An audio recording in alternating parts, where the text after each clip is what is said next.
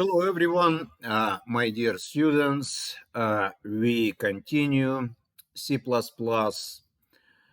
object-oriented programming course. Today is the next lesson, important stuff, virtual functions, late binding, destructors. Please don't forget to share video, to give me some likes, comments. It is helping to promote the videos. So let me remind you the story we're working on. We're trying to keep our examples very simple, minimal. So we're developing just three classes, basically three different member functions. So we learning inheritance now. Field rectangle is a rectangle. It's just more advanced rectangle because it has the fill. In the previous lesson, we did inherit a field rectangle from rectangle. However, we did not basically do anything. We just took all the functionality from rectangle class as it is. And the result is draw method is working, but of course it doesn't know about new data member field, and that's why our old draw method is not good, doesn't show the fill of the rectangle. So we are going to solve this problem. Let me remind you the base class. So I have some static members, rectangle base class. Remember the terminology, field rectangle is derived class, rectangle is base class. So private data members, constructor, and also I provided not two getters, three getters. So three data members can be read, but they cannot be modified. Now, actually, those three methods, they are private. We are going to discuss very soon the difference between private members and protected members. So please type everything you see. Don't just watch the video. Try to do it. Practice, please. Now, that's my rectangle. That's my rectangle implementation. You see all the member functions here. So now I'm inheriting. And I want to create my own draw method, which is a little bit different from base class draw method. So you see, I declared a draw method. And technically speaking, I could reuse some stuff from my base class because the top line is still the same, the bottom line is still the same. What I need to basically change is drawing the middle part. So I created on my field rectangle class two methods, draw and draw middle. Now look how it works. Line 10, I'm talking about draw method, but on field rectangle class. Line 10, I'm calling draw top from the base class. Then I call draw middle from my class because it's different. And by the way, that's where I need outline character. So that's where I'm using this getter, get outline. And then I'm just reusing draw bottom function. It's still fine, still good. So you can see in lines 10 to 12 how to call base class member functions and how to call your class member functions. You don't need prefix here because draw middle is your class. Good. Now what I'm going to do, I'm going to instantiate rectangle. I'm gonna draw it, line 7. I'm going to instantiate the field rectangle. You see now 2 characters are needed to construct field rectangle, not just 1, 2. And I call draw using now field rectangle. So basically, you see again the same concept, polymorphism, when different objects implement similar functions. So let's say the changes. Let's compile. And what I see is a problem because I'm trying to, let me explain the problem. I'm trying to call in my field rectangle class private functions, and it's not allowed. Private not allowed to touch. So how would I solve this problem? I may talk to my rectangle class developer and I may ask him to change private to protected. What's the difference? The difference is protected members are similar to private. However, they open for those who inherit your class.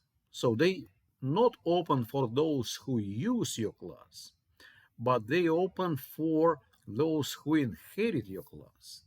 So now I think I should be fine. Yes, no error messages. And here we are. You see the first rectangle without fill, and you see the second rectangle with dot as a fill character. So everything seems to be all right. It looks like I solved the problem. However, sometimes the solution is unfortunately not working the way I expect. Let me explain. So you may declare objects not only on the stack but on the heap. It's absolutely legal. It's just 2 different techniques in C++ to create objects. Because it's a pointer, now I need a arrow operator.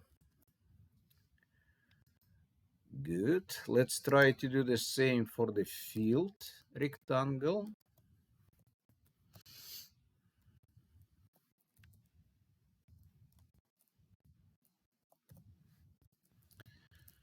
Field rectangle created on the heap.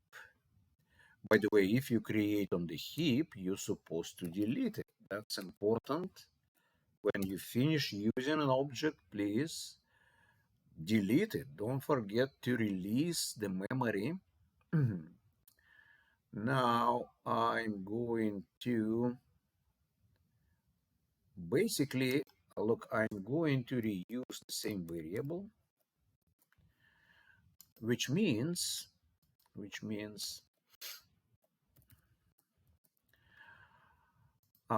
because it looks like line 9 we have incompatible types, different types in the assignment statement. Well, that's compatible. So if you have a pointer to the base object, you can assign any pointer to derived object to that pointer.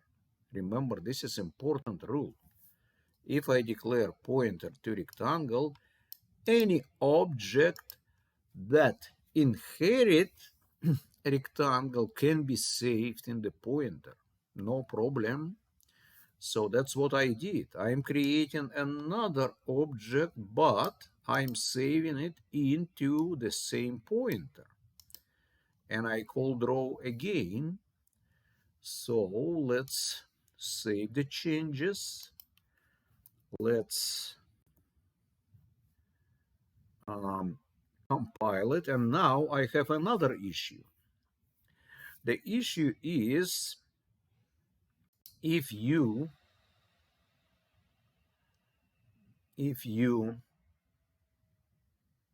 oh, maybe I should, I just I just forgot about deleting. So let's fix it. So I allocate, I delete, then I allocate again, and I delete. So let's try to recompile.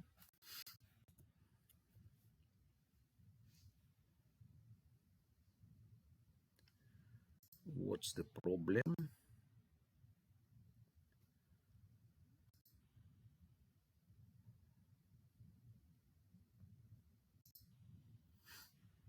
Oh, virtual. We will talk about it later on. Right now, we're not using virtual functions, so please disregard the previous version of rectangle class. Virtual keyword not needed. Now let's compile. No issues. And let's call it. So what I see is now my draw method not working properly. So let me explain one more time what happened. So I expect here filled rectangle to be drawn. Why? Because pointer now points to filled rectangle. But the compiler still call draw on rectangle. So this is wrong call. This call is good, but this second call is wrong.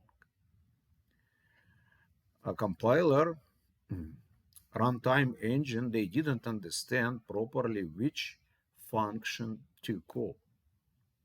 That's not what I expect. I expect here filled rectangle, but I see still just a normal one. Now, how to fix it? Let's now talk about virtual functions. What's the difference between, let's say, normal functions and virtual functions? So virtual functions are called, so let's do the changes first. By the way, if you declare a function virtual, you don't do it in the implementation file, just in the header file.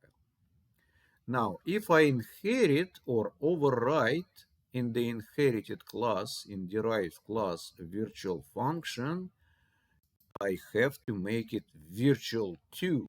It's an important rule. So this one also should be virtual. Now, what's the idea of the virtual functions? The idea is, let's go back to the main program. Virtual functions are called during, or the addresses. The addresses of the virtual functions are solved later on. That's why we call virtual functions as late binding. Only when your program starts, the addresses of the virtual functions are resolved. So draw function call, because it's a virtual function, going to be based on the real object saved in the pointer. And that's why here I'm going to call draw for rectangle, but here I'm going to call draw for filled rectangle. Why? Because virtual functions are more accurate. More accurate, they are called later. Their addresses resolved later on, and they basically ensure the right function called on the right object. So let's try to compile. And now what I see is a message about delete. So if you're working with the virtual functions, it is strongly recommended to also define so-called destructor. What is it? Destructor is a special method, and it is called when delete statement is executed. Destructor doesn't have returned value. The destructor doesn't have any parameters. Right now, I can make it just empty because compiler says you need it. For virtual functions, destructor is needed. So let's just make it like a dummy.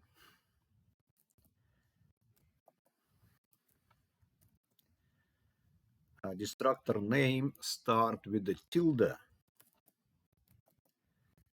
So I'm just defining destructor just because compiler not happy.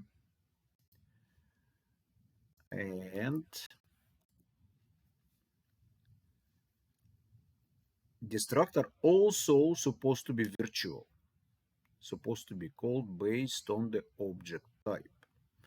So let me fix it. Virtual. Let's compile. No problems. Let's call it. Excellent. You see what happened? First, I called row on the rectangle.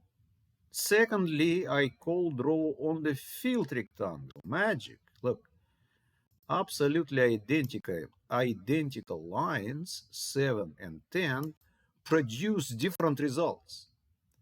Line 7, line 10, exactly the same, but the results are different because of the virtual functions. They found, they called, they resolved during your program execution later. And they basically more accurate. So if you declare functions as virtual, they more accurate, and you won't have issues when a wrong function is called on a certain objects. And remember the rule: if you inherit, override in the derived class virtual function, it must be also virtual. So I solved basically all my problems, but you may ask still why we need destructors, because I didn't put anything in the body. Now, destructors in C++, it's kind of unique feature. Other object-oriented languages, they don't have destructors, it's hidden. Destructing is done automatically, and the programmers, let's say Java programmers, don't have to worry about them. However, in C++, rectangle is a special method. It is called when you apply delete to your object, or destructor is called when you declare object on a stack and as a local variable, and the function is finished. So it may be useful. I would say this way: most of the time we don't have to declare destructors. They just, your classes may work fine without them, but it is useful if your data members allocates memory dynamically, if you have some data members with dynamic memory, then in the destructor you may put delete commands to delete memory allocated for data members. So sometimes destructors are useful if you're dealing with dynamic memory. It is recommended to declare them as virtual. Why? Because, as I told you, virtual functions more precise. You guaranteed they won't be called on wrong objects. So let me show you how I created constructor, how I declared destructor. Destructor has the same name as constructor but with the tilde. Doesn't have returned value, doesn't have parameters. And of course, you don't have to mention virtual keyword in the implementation file. So let's wrap it up. Today was importance lesson. We talked about polymorphism. Again, different objects can have similar behavior, identical functions. We talk about virtual functions that are resolved later on, late binding, and we discussed destructors as well. Thank you very much for watching. All the best and see you soon, guys. Take care.